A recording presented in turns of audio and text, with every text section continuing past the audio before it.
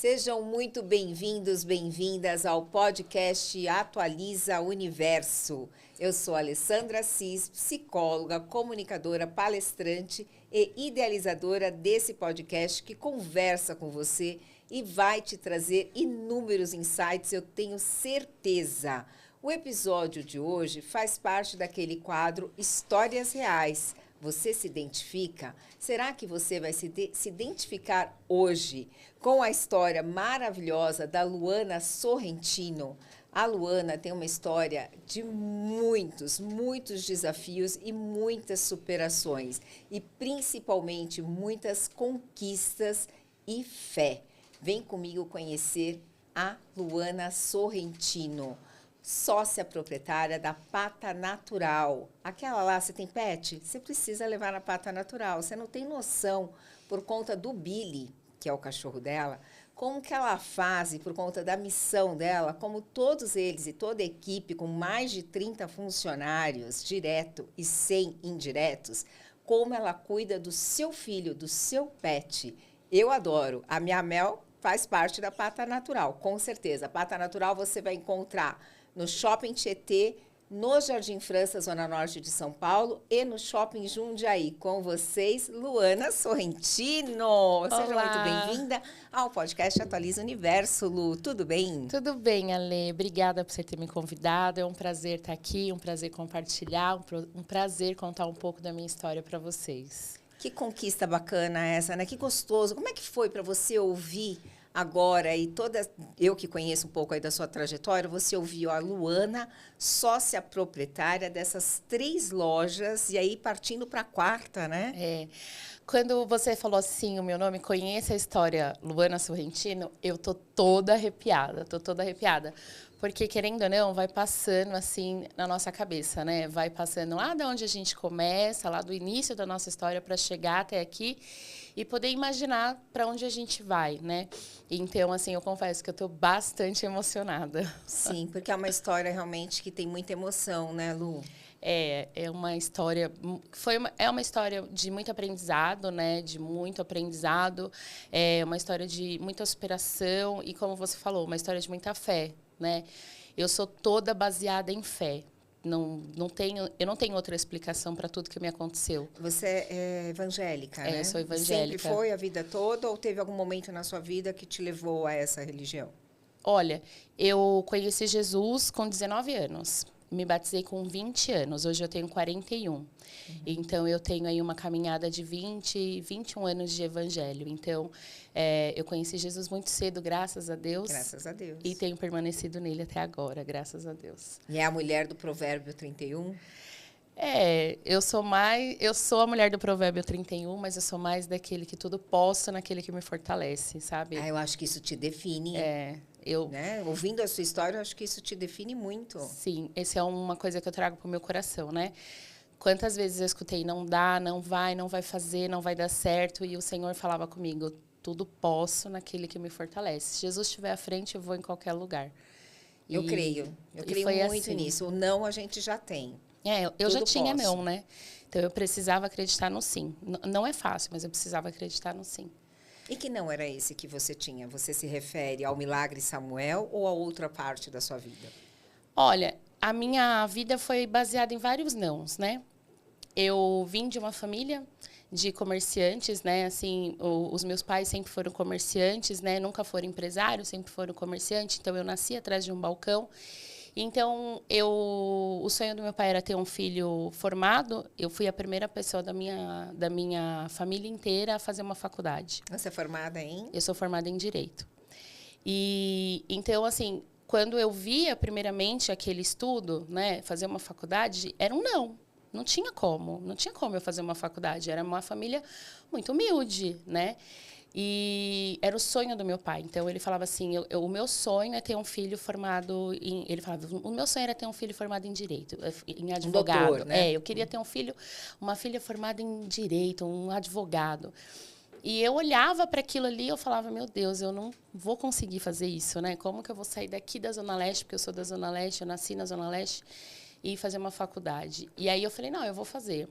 E aí eu comecei a prestar vários concursos, né, para a faculdade. Só que a faculdade que eu queria era muito fora do que estava ao meu alcance, porque na minha região tinha algumas faculdades mais baratinhas, né? E eu fui procurar as melhores, né? Tentei fazer USP, não consegui, não passei. Fiz Mackenzie, aí era muito caro a mensalidade. Você se formou no Mackenzie? Me formei na FMU. Aí fui para a FMU. Mas a FMU também é excelente. Era. E na minha época era, né? Mackenzie, FMU, Mackenzie, excelentes FMU, faculdades de direito. Tava ali. E quando meu pai viu, ele falou, meu Deus, como eu vou pagar isso, que orgulho isso, que você deu né? pro seu pai, hein? E aí a gente foi. Eu fui, me formei. Fiz FMU, foi muito duro, né? Foi muito sofrido para mim. Mas consegui, me formei. E aí, depois que eu me formei, aí acho que meu pai falou, agora ela vai engrenar como advogada, né? Que era o sonho dele. E eu fui lá e fui ser comerciante igual ele. Me coloquei na mesma... Mas realizou o sonho do estudo mas dele. consegui realizar, né?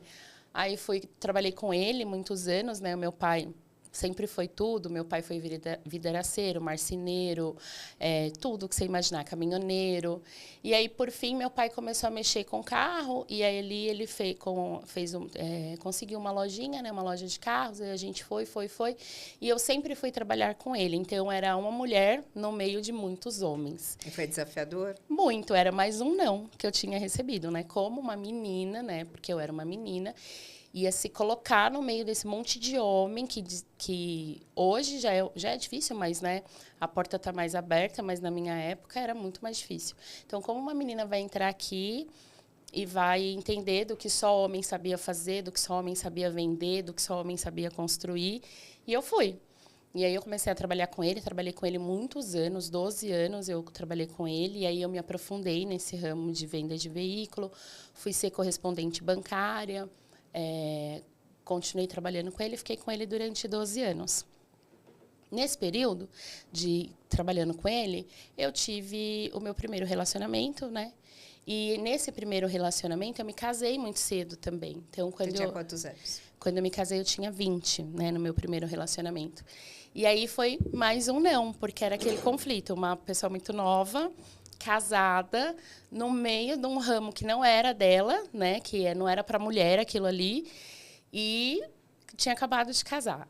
E aí eu continuei, né? Continuei trabalhando com meu pai, fiquei casada, e aí veio aquele desejo de ser mãe.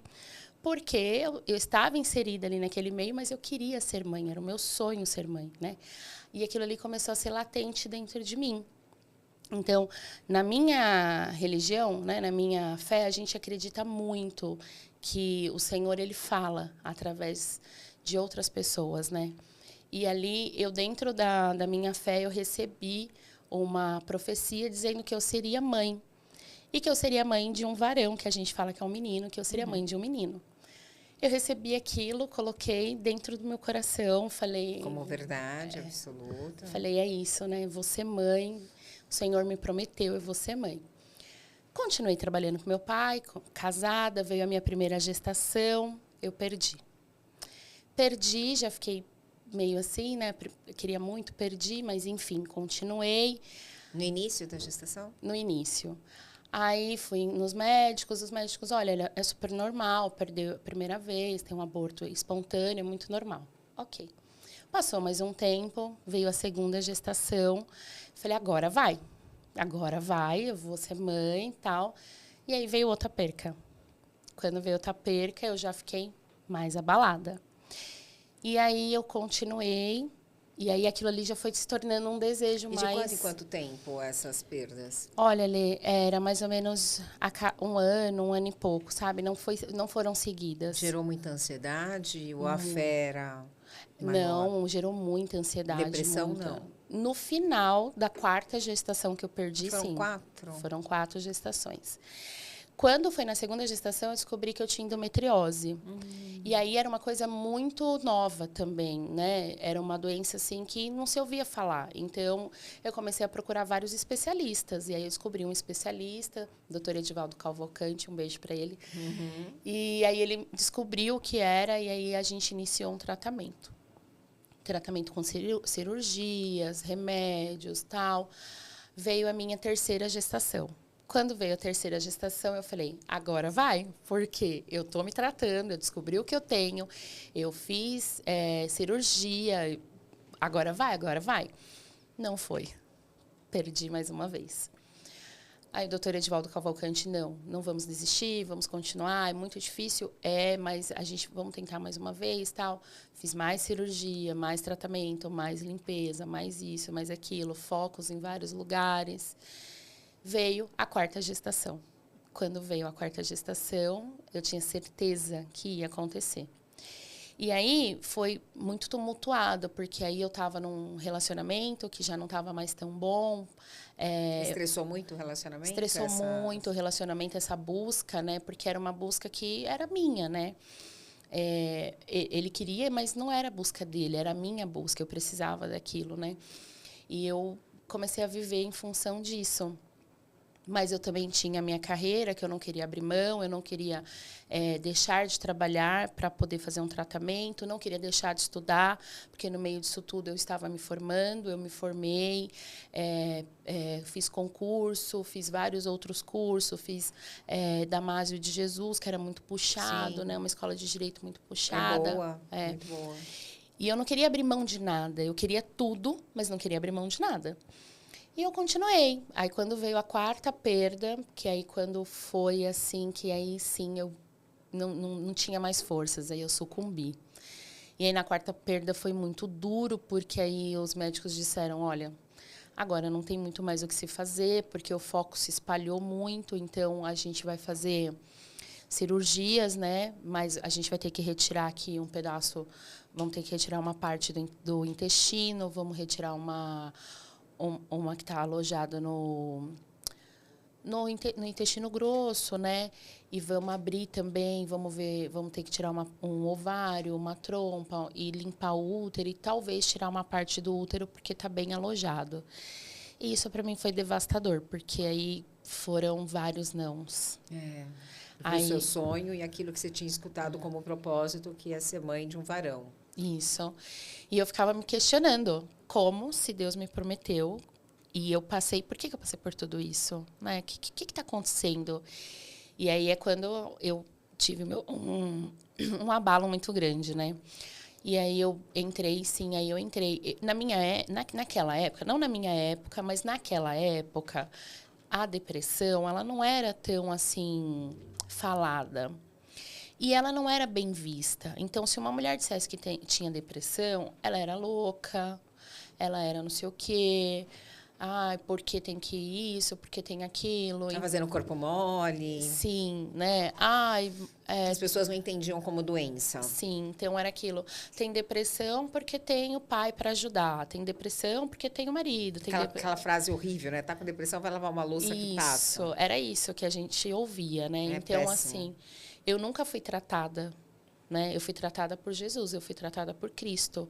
Eu nunca fui no médico para falar assim, eu estou mal, preciso de ajuda. Quando eu me vi perder o quarto bebê, que eu fiquei muito mal, que eu simplesmente olhava e não via mais sentido nas coisas, né? E a minha fé começou a se abalar muito, muito forte, porque era uma coisa que eu tinha muito forte, era uma fé muito grande. E a minha fé se abalou, eu fui embora, eu peguei minhas coisas, juntei e falei, qual é o lugar mais longe que se tem para ir sem um passaporte? Aí saiu lá, Chile, eu peguei minhas coisas e fui embora. Jura? Juro. Tem até quantos anos? E o marido? Não, assim, do nada, assim, falei, olha, eu não tô bem, não sei, não quero mais. Era um relacionamento também, assim, não vou falar que era abusivo, porque, né, mas não era um relacionamento saudável como que eu tenho hoje, graças a Deus. Era um relacionamento muito conturbado por conta de tudo que nós passamos, né, com essas perdas e eu querer muito e ser tudo muito atribulado. Eu simplesmente peguei minhas coisas e fui embora. Falei, vou ficar um tempo fora, vou ficar no Chile, sei lá o que eu vou fazer, mas eu não consigo ficar aqui, minha cabeça não tá boa. Uhum. Eu fui embora, cheguei lá, aluguei um flat e fui pro Vale Nevado. Cheguei na ponta do Vale Nevado, falei, eu vou me jogar agora aqui. Meu Deus, Luana. Falei, eu tenho uma foto até. Que aí a minha mãe ficou muito preocupada comigo e a minha mãe entrou em pânico. E a minha mãe falou, não, você não vai sozinha, você vai levar a sua irmã. E a minha irmã tinha o quê? Uns 11, 12 anos, assim, a mais, não me lembro. E eu falei, olha, mãe, é por sua conta e risco, porque eu não tô bem. E eu cheguei na ponta desse vale nevado, assim, num pico muito alto. Falei, o que acontece se eu me jogar agora? Não vai acontecer nada. O que impede de eu me jogar agora? E aí eu olhei e ela estava tirando uma foto minha. E aí, na hora, eu senti, sabe, assim, algo no coração. O Senhor falava assim para mim, o melhor ainda está por vir. Não desista, o melhor ainda está por vir. E eu voltei, terminamos, ficamos ali no Chile um tempo, eu voltei embora. Quando eu voltei, eu já voltei mais decidida, mais fortalecida, né? Decidi encerrar aquele relacionamento, porque não tinha mais propósito naquele relacionamento, não era bom para mim. Não estavam caminhando mais juntos, né? Não era bom para mim, não era bom para ele também, né? Eu sofri muito com esse relacionamento, mas eu acredito que eu fiz ele sofrer muito. E só hoje eu consigo enxergar isso. E aí eu coloquei um fim nesse relacionamento e falei, agora eu preciso me reconstruir. E aí, de novo, eu me vi na mesma situação de vários nãos, porque eu tinha casado muito nova, eu tinha uma fé, que às vezes essa fé tem uma cobrança também muito grande. Cobrança de quem? Porque eu precisava crer, né? Era uma coisa que eu precisava ter essa fé, eu precisava crer que dava para me reconstruir, que eu precisava me levantar, que eu tinha um Deus que me sustentava, eu não podia ficar daquele jeito prostrada. E eu precisava disso, né? Eu precisava de Jesus na minha vida mais forte do que nunca para me reconstruir. E aí eu lembro que eu fui num culto, e num culto uma irmã falou para mim, Deus manda te dizer que vai te dar tudo novo. Sim, a gente não pode desistir nunca, né? E aquilo me chocou. E ela falou assim, e Deus manda te dizer que de lá você não traz nem a poeira do seu pé. E eu tomei um choque com aquilo. Eu falei, peraí, mas eu já tinha uma casa, eu já estava estabelecida, eu já tinha uma vida, né? Como assim? E eu vim embora, eu peguei, e aí eu terminei esse relacionamento, foi um fim meio conturbado. Eu falei, olha, sabe de uma coisa? Eu vou embora. Peguei minhas coisas e fui embora. Voltei para casa dos meus pais e aí eu precisava realmente me levantar e me reconstruir, porque já tinha passado um tempo e ninguém que sai da casa dos pais, por mais aconchegante, por mais amor que meus pais me receberam, não era mais a minha casa, assim. Eu queria ter de novo, né? O meu espaço, a minha casa, a minha família. Era um sonho que eu tinha, ter uma família. E aí foi quando eu conheci meu marido, né? Um curto espaço de tempo que eu tinha me divorciado, me separado. Conheci meu marido, o Bruno. E a gente começou a se conhecer, começou a se ver, a sair. E o Bruno foi, assim, o pingo do que o Senhor tinha falado, sabe? Que ia me dar tudo novo. O Bruno era exatamente do jeito que eu descrevia para Deus. E eu fiquei impressionada com aquilo, porque eu falava, não tem como, meu Deus, isso não pode ser normal. Você pedia por alguém com o perfil dele? Exatamente o perfil dele. Eu queria uma pessoa que fosse família, queria uma pessoa que quisesse as mesmas vontades do que eu, que quisesse trabalhar igual a mim, uma pessoa que primeiro a família, depois as outras coisas, que quisesse construir algo comigo. Porque por mais que eu trabalhei nos meus pais muitos anos, né? E eu ajudei o meu pai a construir, graças a Deus, tudo que ele tem hoje. Eu sei que a gente construiu muita coisa junto. Mas sabe quando você sente que não é seu? Uhum. Você fala assim, eu ajudei a ele a construir, mas não é meu, não tem o meu nome, não tem a minha marca, não tem o meu jeito, não tem a minha forma de conduzir as coisas. Eu preciso de alguma coisa minha, né? Tem aquela necessidade de estado de flow, né? Daquela sensação de eu fiz, eu consegui. Sabe? E aí o Bruno tinha esse mesmo sonho, tinha esse mesmo desejo de ter alguma coisa que fosse nosso, que fosse dele, e que a gente imprimisse a nossa marca ali, né? Nosso jeito ali. E aí eu conheci o Bruno, comecei a me relacionar com o Bruno. Uma das coisas primeiro que ele me falou foi assim, o meu sonho é ser pai. Quando ele falou isso, eu falei, Senhor, como que eu vou falar para esse homem que eu não, você já tinha, que eu tenho esse histórico todo e que eu não posso ter um filho? Como que eu vou dizer isso para ele? E eu tive que criar coragem e falar, né? Eu falei, olha, mas a minha vida, né? Eu já te contei, mas talvez não tenha te contado tudo. E aí contei pra ele, ele ficou abalado e tal. E ele falou, mas eu só vou acreditar se a gente for num médico. E eu ouvi do médico isso. Eu falei, meu Deus, é agora que esse homem vai ouvir do médico, é agora que, né? Vai destruir meu sonho aqui de Acabou casar com o Bruno, tudo meu Deus. aqui. Aí esse homem foi, aí a gente foi num médico e tal, e o médico falou, olha, realmente, eu não vou falar que é impossível, mas é bem difícil dela gerar.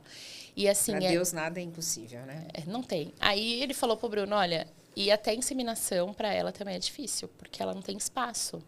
Não tem como eu inseminar e vai ser bem difícil, mas sempre há uma tentativa, uma possibilidade. E aí o Bruno falou, tá bom. Então tá bom, agora eu já ouvi do médico, então vamos ver. E a gente continuou um relacionamento. Eu lembro que a gente iniciou mais ou menos em abril. E a gente continuou esse relacionamento quando foi em janeiro do outro ano. Eu me senti diferente. Eu me senti esquisita, enjoada, tal. Falei, não é possível. Jura? Falei, não é possível. Só que no intermédio disso, de eu me sentir disso, um tempo antes, os meus pais também são evangélicos. A gente estava na casa dos meus pais e teve um culto na casa dos meus pais. E, novamente, um irmão que não conhecia ninguém vira e fala assim, olha, Deus manda te dizer que a promessa está sendo renovada. No tempo da vida, você vai gerar o fruto. Nossa. Mas eu estava tão desacreditada que entrou por aqui, saiu por aqui. Eu me revoltei, inclusive. Eu falei, mais isso eu não aguento mais, sabe? E aí, passou-se o tempo. Quando chegou em janeiro, que eu comecei a me sentir esquisita, aí eu falei, nossa, tô enjoada, meu seio está enjoado, tá? Não sei, tô esquisita. Fica mais sensível, né? Falei, eu vou fazer um exame. Falei, não acredito, vou fazer um exame. Fiz o exame. Adivinha? Milagre Grávida. Samuel. Descobri que eu estava grávida em fevereiro, né? Foi finalzinho de janeiro para fevereiro. E fiquei quieta, com muito medo, porque eu falei, eu já perdi 4, vou perder esse também. Mas nem pro Bruno você contou? Não, no primeiro eu não contei para ninguém. Eu fiquei ali quietinha, falei, já perdi Meu esse. Deus. Já perdi todos, vou perder esse também. Então eu não vou criar nele uma expectativa. E não vou criar na minha família, não vou criar em ninguém essa expectativa, vou esperar para ver o que acontece. Fez aquilo que a gente tem orientação, esperar os 3 primeiros meses? Não, aí eu fiz o exame fiz uns 10 exames de farmácia, todos positivos. Fiz exame de sangue positivo. Eu falei, meu Deus. E fiquei ali naquela angústia esperando. Daí, passou um tempo, porque eu falei, se tiver que acontecer, vai acontecer logo nos primeiros meses. Então, eu vou ficar esperando. Fui lá, contei para minha mãe. A minha mãe também ficou com muito medo. Aí a minha mãe falou, vamos orar, vamos entrar num propósito, vamos buscar, porque eu sei o que Deus me prometeu. Porque lembra naquelas cirurgias que eu tinha feito para endometriose? Sim, numa daquelas cirurgias, o médico virou e pediu uma autorização para fazer uma esterectomia, que era retirada de tudo. Sim. E aí a minha mãe não permitiu. E aí foi até uma discussão minha e dela, porque eu estava bem, assim, triste, revoltada. Ela falou, você não vai tirar nada, porque eu sei o que Deus me prometeu. Deus me prometeu que você ia ter um filho. E o que Deus me prometeu não volta atrás. Você vai ter um filho. E eu, mãe, para com isso não vai acontecer mais, enfim. E aí, quando eu conto para ela que eu estava grávida, ela vira e fala, então vamos orar e vamos buscar. Minha mãe começou a fazer uma oração, campanha de oração, vários dias. Falei, agora eu vou contar para ele. Contei para ele, ele ficou assim, parecia que ele não estava nem pisando mais na terra, assim, parecia que ele estava no céu já. Mas aquele medo dentro de mim continuava, né? Sim, faço ideia, 4 gestações, né? E aí eu falei para o Senhor assim, falei, Deus, se for da tua vontade, e se realmente for a promessa, eu vou fazer o exame ultrassom. Se for um menino, é porque é promessa sua. E se for uma menina, é porque eu vou perder.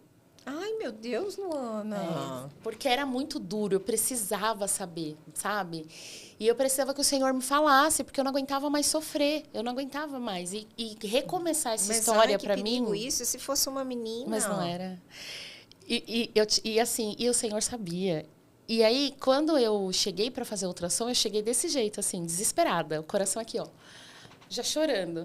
E aí o médico fez a ultrassom e falou, mãezinha, você sabe o que é? Eu falei, não. Ele falou, é um menino, olha aqui o pipiu. Quando ele falou isso, eu falei, juro por Deus, eu pensei que a sala ia cair. A minha mãe aqui assim, ó, ai, glória a Deus, glória a Deus. Crente é meio maluco, né? Gente. Crente é bem doido. Aí, Tem bastante fé. aí a gente começou com aquele negócio e o meu marido não sabia que a gente tinha feito esses propósitos com o Senhor. E eu saí ali eu já saí aliviada, sabe? Eu falei, Deus cumpriu o que me prometeu. E foi. Foi uma gestação bem dolorida, foi uma gestação bem difícil. Samuel nasceu prematuro, não chegou aos 9 meses, nasceu de 7, nasceu bem pequenininho. Nos casamos no meio disso, porque aí eu estava grávida já, né? Eu falei, olha, escuta aqui, meu filho, eu não sou bagunça, nós vamos casar aqui, viu? Eu não sou bagunça, é ótimo. Aí a gente casou, tudo. Eu estava de 5 meses quando a gente casou. Logo quando a gente casou, Samuel nasceu. E aí, quando o Samuel tinha, o quê? 6, 7 meses, foi quando eu falei para ele, olha, tá difícil para mim trabalhar com os meus pais, porque a gente veio morar na Zona Norte e as lojas do meu pai eram na Zona Leste. Uhum. Então, eu falei, olha, tá difícil para mim voltar a trabalhar com meu pai, mas eu também não quero ficar sem fazer nada, sabe? Se eu preciso trabalhar, eu preciso ter uma fonte de renda, assim, né? E ele falou, eu também.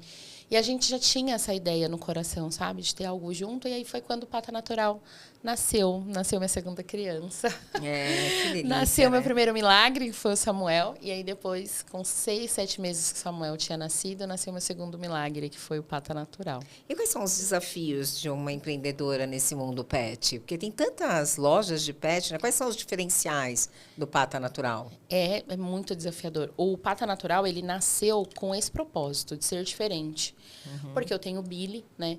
E o Billy hoje é um senhorzinho de 15 anos que me acompanha. E o Billy sofreu muito em pet shop. Então, o Billy tem uma patela que foi quebrada num pet shop e aquilo me revoltou. Nossa. E eu sempre falei... eu não aceito, porque há muito tempo, quando há uns 10, 15 anos atrás, os pets eram pets, mas não eram como é hoje. Só que o sentimento é o mesmo de amor, de você ter um filho, sabe? O seu cachorro é um filho, o seu pet é um filho para você, então você quer tratar ele como se fosse um filho. E quando o Billy quebrou a patela, eu fiquei muito brava. Porque eu achei que foi uma falta de responsabilidade. A pessoa que fez não reparou que ele caiu de cima de uma bancada. E me entregaram ele com a patela quebrada. Já pensou?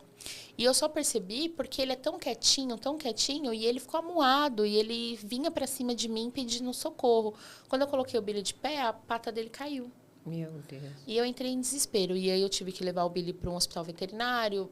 Ficou caríssima a cirurgia do Billy, porque teve que operar a patela, colocar fio e tal. E aí, depois disso, eu comecei a cuidar do Billy. E eu e minha família sempre foi muito cachorreira, gateira. A gente tem gato, cachorro, periquito, papagaio. Sempre tivemos tudo. Tartaruga, tudo. E aí o Bruno trabalhava numa rede pet, né? E aí ele tinha essa expertise, né? Porque ele trabalhava. E aí ele sabia comprar. E eu falei, se você sabe comprar e eu sei vender, é o que a gente precisa. Vamos juntar nossas habilidades aí. É o que a gente precisa. E aí a gente montou o Pata Natural e para mim foi muito difícil, porque eu vim com esse pensamento de fazer diferente.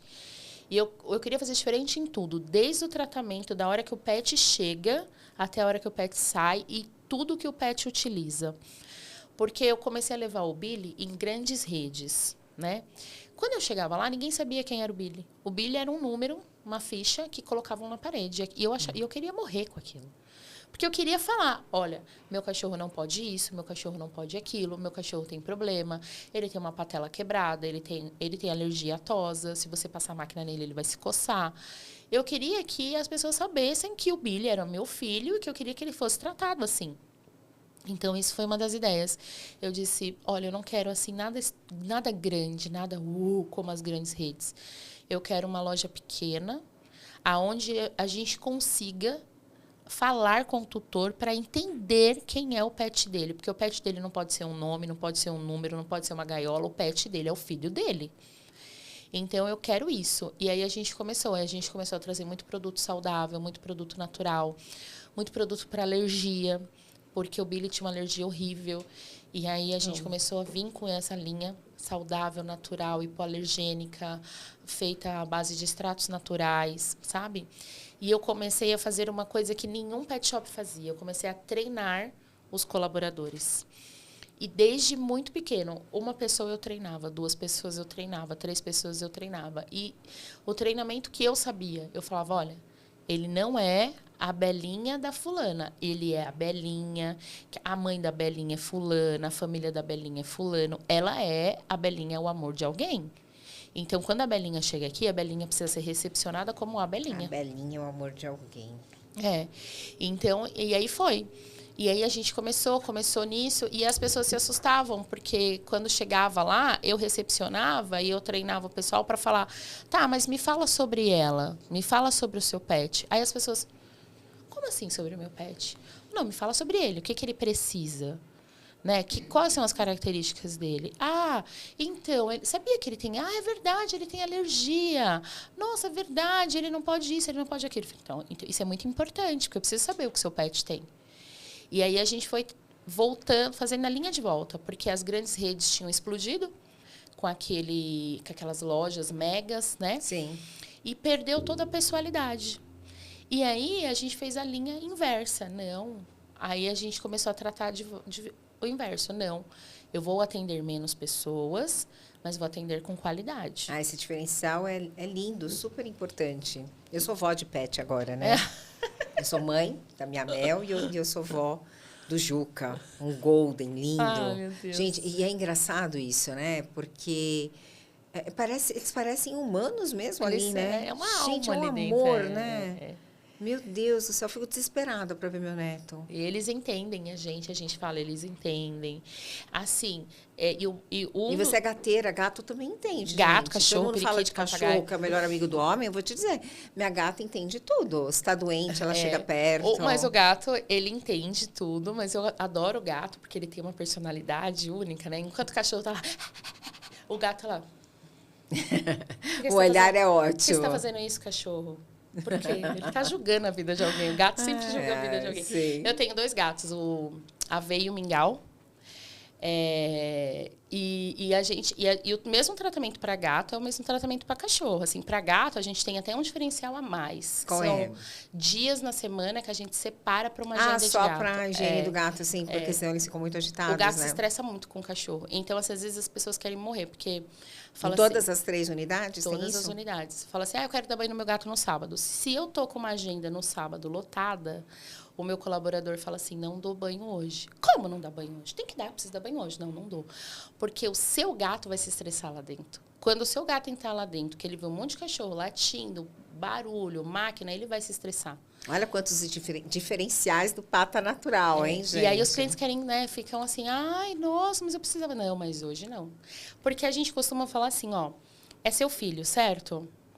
Quem sabe o que é melhor para o seu filho é a mãe, correto? Mas quando ele vai para a escola, tem uma professora lá, não tem? Não, o tempo todo que você está falando, eu venho do ramo da escola, né? Nós temos colégio. Eu já fico imaginando na educação infantil, quando você vai escolher a escola para o seu filho. E realmente nós temos escolas muito grandes, onde o aluno é um número. Né? Então, esse diferencial de desde o porteiro, saber o nome, saber quem é aquela criança, receber com aquele bom dia, Alex, tudo bem?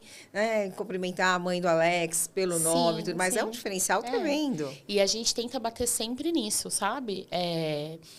Você tem que saber quem é. Às vezes eu falo, a gente faz reunião com os colaboradores e aí já tem marcado, assim, os nossos clientes que sempre vão, quem tem pacote, quem não tem, tal. Aí eu falo, e fulano, como tá? Aí, se não lembra, eu falo, mas por que você esqueceu dele? Ele não veio essa semana, então, o que foi que aconteceu? Vamos procurar saber o que foi que aconteceu com ele. Nossa, é um colégio, o pet shop dela, gente. É uma escola. Nossa, é uma escola muito legal. E eu sou a diretora bruxa má, sou eu. Não é nada, porque eu pego tanto carinhosa. no pé. Luana, você... Pego tanto no pé. É curioso isso. A gente vem de uma confraria juntas, né? Conheci a Luana numa confraria, entre confreiras. E você está sempre muito sorridente, com uma gargalhada alta, sempre muito animada.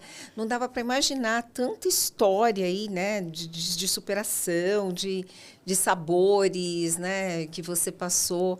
E esses aprendizados, tudo. tudo voltado à fé. O que mais que você traz dessas histórias todas, né? De um relacionamento que não foi tão saudável, dessas perdas, dessa construção que você fez. O que essas adversidades trouxeram para você como experiência e que orientação que você pode dar e dicas para as pessoas que estão nos ouvindo? Ale, eu trouxe tanta coisa. As meninas falam isso pra mim. Falam assim, Loura, a gente vê você rindo, não sabe a metade da missa que Não você já rezou. sabe, não sabe. Eu só te vejo em eventos tipo almoços, tal. Tá sempre muito sorridente, não dá para imaginar, né? Essa história toda, né? Eu trago muito aprendizado a minha base é passar meu aprendizado, sabe? Esses dias eu estava conversando com uma amiga e ela falou assim, a gente conversando sobre relacionamento, ela sofrendo, né? Eu falei para ela assim, sabe que hoje eu posso falar para você uma das coisas, o seu ciúmes não está fazendo mal só para você, está fazendo mal para todo mundo.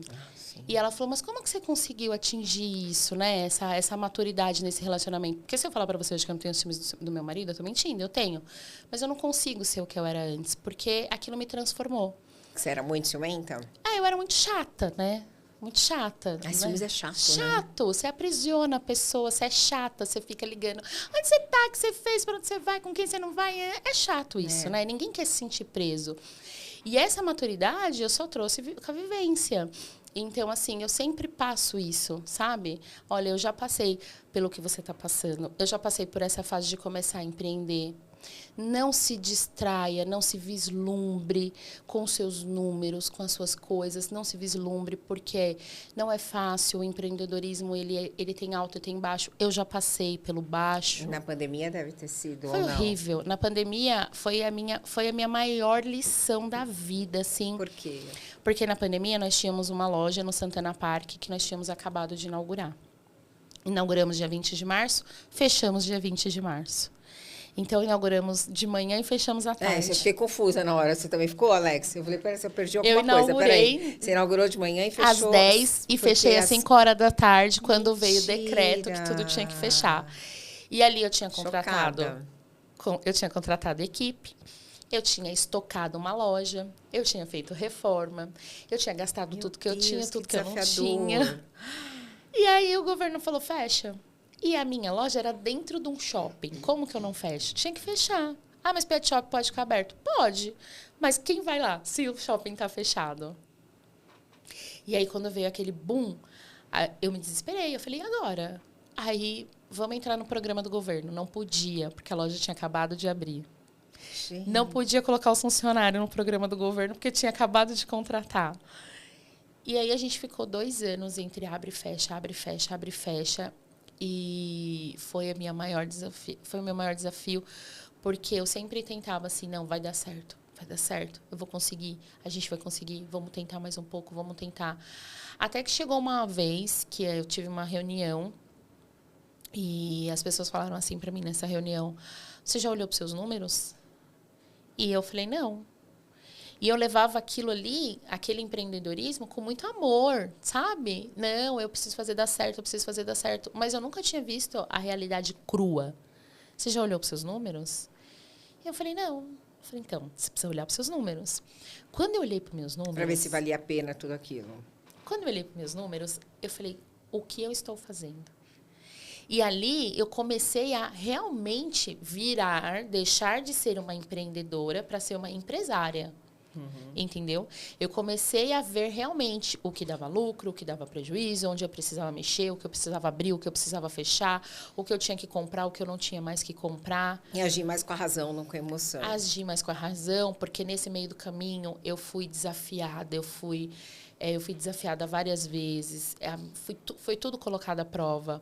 A lealdade das pessoas comigo foram colocado à prova. Tinha pessoas que entraram comigo e me prometeram que seguiriam o caminho comigo e no meio do caminho me deixaram sozinhas. Tudo que você puder imaginar, eu enfrentei. E aí, hoje, eu trago isso. Então, quando eu falo assim, eu sei pelo que você está passando, vem aqui, vamos tomar um café, porque eu sei pelo que você está passando, é porque eu passei, infelizmente. Né? Então, eu não tive ninguém para me ensinar. Eu não tive ninguém para falar assim para mim. Foi na raça. E na parceria com o Bruno, né? Ali eu e o Bruno, só Bruno, eu e o Bruno. Deus, né? Com Deus, a fé. Primeiramente. As pessoas falam assim, você vive do quê? Você tem quanto? Tipo, capital de giro, não, eu falo, eu tenho oração, fé e milagre. Serve? Porque muitas vezes era o que eu tinha. Oração, fé e milagre. De eu chegar e falar, Senhor, se não tiver aqui sua mão, eu não vou conseguir. E o Senhor preparar. Mas assim, mas isso é inconsequente no mundo do empreendedorismo. Isso é viver dentro de uma roda. Mas muitas vezes era o que eu tinha. E eu não tinha o que fazer. Era eu, o Bruno, levando 30 pessoas, uma responsabilidade com 30 colaboradores, um monte de família que dependia da gente e a nossa própria família.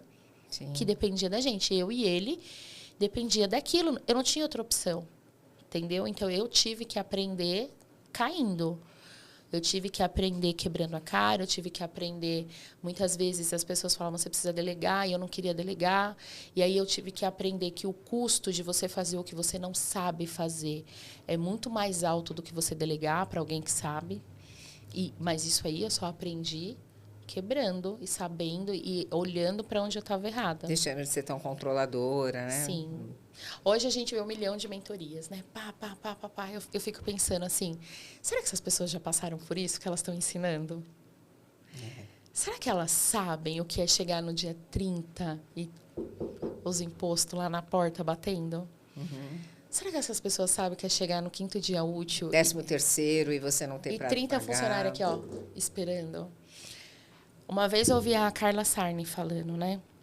Que ela vendeu um apartamento para pagar o 13º. Só sabe quem fez isso. Na pandemia, a pandemia também foi bem complicado. No nosso colégio também, imagina.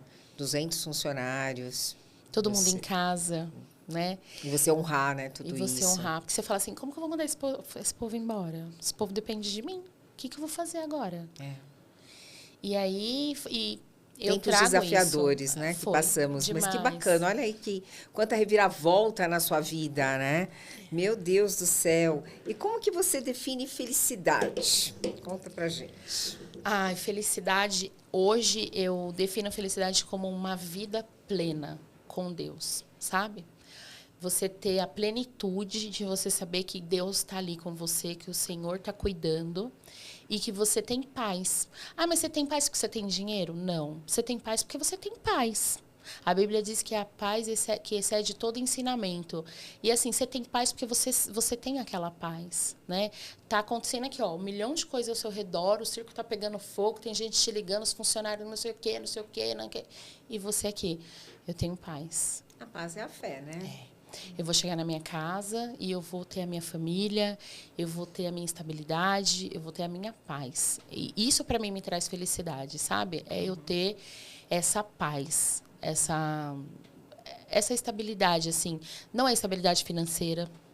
Estabilidade financeira, para mim, não me traz felicidade, porque eu já tive muita estabilidade financeira e eu não era feliz. Sim, tem muitas pessoas que têm estabilidade financeira e não são felizes. Eu já tive muita estabilidade, pais bons, família estruturada, tal, e eu não era feliz. Eu sempre estava buscando alguma coisa. Então, assim, hoje eu consigo encarar a felicidade sabendo que eu tenho essa paz, essa tranquilidade de saber que a minha casa está firmada, tá firmada no Senhor, a minha fé, sabe? Então, isso hoje me traz felicidade. E encontrou um propósito, né, Luana? Acho que encontrar um propósito traz bastante. Realmente, estabilidade financeira, dinheiro é super importante. Não vamos criar essa crença. Não vamos romantizar, né? Dizer que não é, inclusive. Dizer que dinheiro não é importante. Dinheiro é super importante, mas o que a Luana está dizendo é verdade. Nem sempre pessoas com uma estabilidade financeira significa que tem felicidade. Qual que é a definição de sucesso para você? Sucesso eu acho que definição de sucesso para mim é isso, eu ter construído algo meu, com o meu nome, com o nome do meu marido, com o nome da minha família, e eu poder dizer fui eu que fiz, sabe? É um legado, é um legado que eu vou deixar para o meu filho, é um legado que eu vou deixar para minha família. Essa reputação, né? Sabe, assim, dele olhar e falar assim, meus pais fizeram isso aqui, eu vou levar em diante. Como eu tenho dos meus pais. Porque eu tinha isso muito forte com os meus pais. Eu olho meu pai com admiração. Meu pai não sabe ler, não sabe escrever. Meu pai veio do Nordeste para cá. Você estava descrevendo ele, eu estava imaginando o pra que marido, né? Marceneiro, eletricista, caminhoneiro, faz de tudo o seu pai. O meu pai é uma inspiração para mim, porque o meu pai veio do Nordeste para cá, meu pai não estudou, não sabe ler, não sabe escrever. Mas o meu pai sempre teve muito pulso de falar, eu quero que você estude. Você precisa estudar, você vai estudar. Eu não estudei, mas você vai estudar. E eu olho para ele, para o que ele construiu sozinho. Uma pessoa que não sabe ler, sabe assim, que veio para cá assim, bum. E o que ele construiu, e é um legado que ele deixa para mim. E eu quero construir o mesmo para o meu filho. Eu quero que o meu filho olhe. E o Samuel é tão curioso, né? Tão falante, comunicativo, Samuel, né? Samuel é comerciante também, né? Comerciante, uma família de comerciantes. Samuel nasceu ali atrás do balcão, faz propaganda. Queria estar aqui hoje no podcast. Falou, mamãe, posso falar também? Eu falei, calma. E qual que é a importância do networking para a sua empresa, para você? Eu vejo que você está sempre ali nas confrarias, no grupo de mulheres. O que isso trouxe de benefícios para a sua vida, e tanto pessoal quanto profissional, Luana? O network, ele abriu muita porta.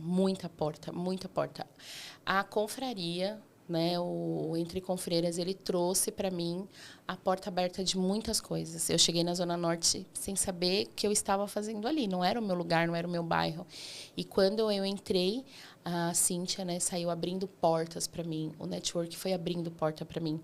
É relacionamento, é afetividade, é efetividade, porque a gente se relaciona, mas a gente tem muito amor, muito carinho lá dentro, sabe? É realmente uma querendo levantar realmente a outra, falando... Mulheres fortalecendo outras mulheres, né? Eu sei o que... Não, eu sei quem vai te ajudar. Fulana vai te ajudar. Conexões. Eu sei o que você vai... Não, fulana vai falar com você. Então, isso para mim foi uma porta, assim, gigantesca que foi aberta. E como que você equilibra no seu dia a dia sua vida profissional, sua vida pessoal? Eu não equilibro, né, Lê? A gente só vai, né? Aqui pra Imagina, gente. eu equilibro aqui, a gente só vai.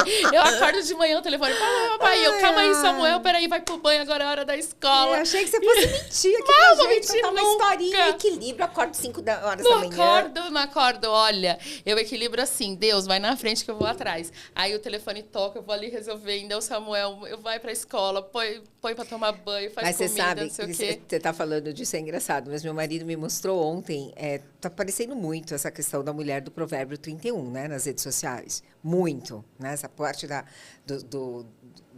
toda a parte, acho que não existe parte ruim, mas essa parte muito boa da mulher evangélica, né? Aparece muito hoje em dia nas redes sociais, e aparece muito a questão do Provérbio 31. Aí tem uma mulher no TikTok, real, que ela acorda 4 horas da manhã. Sangue de Jesus. Sangue de Jesus tem poder. Ela acorda 4 horas da manhã. Meu marido veio me mostrar isso, Alex. Olha isso aqui, que mulher ideal. Acorda 4 horas da manhã para assar o pão. Não. Assar o pão. Eu ainda não estou nessa evolução. Não, ela estava falando da questão da produtividade, da questão do tempo e tudo mais, né? De você aproveitar o dia, mas essa coisa da mulher idealizada, da mulher perfeita. Que bom, olha, uma mulher do Provérbio 31, uma mulher religiosa e tudo, gente, não somos perfeitas. A gente não consegue dar conta de tudo, nem acordando às 4 horas da manhã. E eu também não quero dar conta de tudo, eu também não quero. Tem hora que eu me finjo de morta, não quero, tem hora gente. que tá ali para me dar conta de tudo e eu falo, Bruno... Perfeição não existe, né? Uma coisa que eu nunca vou ser perfeita. Eu vou ser tudo, menos perfeita. Porque sempre eu vou estar tendo que melhorar alguma coisa, Somos né? pessoas imperfeitas tentando fazer dar certo sempre. Escolhendo fazer dar certo. Luana, parabéns pela sua história. Que mensagem que você quer deixar aqui para as nossas ouvintes? A gente está chegando no final do nosso podcast. Eu quero falar para vocês assim, não é balela. Tudo você pode naquele que te fortalece. Tem um não na sua frente, mas tem um sim também. Vai atrás do sim. Esquece o não, deixa o não para lá. Vai atrás do fim. Do sim. Do sim. Foca aquilo que você quer. Vai atrás do sim. Foca naquilo que você quer. Tá dando errado, mas vai dar certo. Seja persistente, né? Vai dar certo. E não é assim uma coisa assim, tá falando isso. Não, é a realidade. Se eu tivesse desistido lá atrás, eu não estaria aqui hoje. Então, é assim, persista. Há momentos difíceis para tudo, mas todos os momentos difíceis são superados. Que lindo isso, gente. Luana, aproveita todos os presentes que você ganhou do nosso Atualiza Universo, no Oasis, Alelureiro, Shimouse, Salão Shimouse, Capelle Divine, Academia da Face do Itaim, Luz Solto. Aproveite tudo que você merece. Dia de noiva, dia de princesa.